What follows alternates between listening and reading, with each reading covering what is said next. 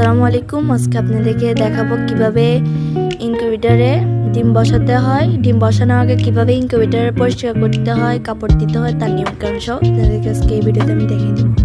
সর্বপ্রথম একটা স্প্রে নিলাম, এটা ভালো পরিষ্কার পানি স্যাভলন মিক্স করা, এটা দিয়ে ভালো করে বক্সটাকে পরিষ্কার করে নেব। দেখতে পাচ্ছেন আমি বক্সটাকে ভালো করে পরিষ্কার করে নিচ্ছি। তারপর পরিষ্কার করার শেষে একটা ভালো থেকে কাপড় নেবেন, কাপড়টা দিয়ে ইনকিউবেটর বক্সটাকে ভালো করে পরিষ্কার করে নেবেন।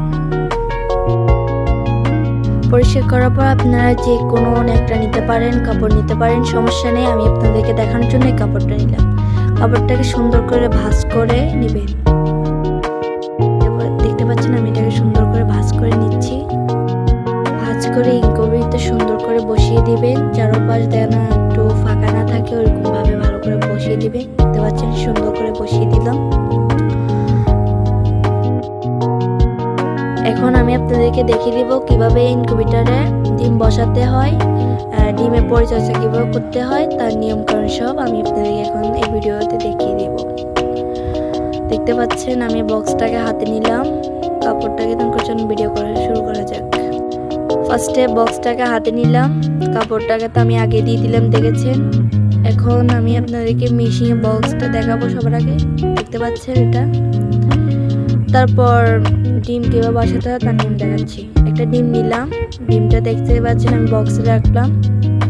রাখার পর আরও কয়েকটা ডিম দিয়ে দিব আমরা। আপনারা যতগুলো ডিম ফুটাতে চান, যতগুলো চান ততগুলোই ফুটাতে পারেন, সমস্যা নাই।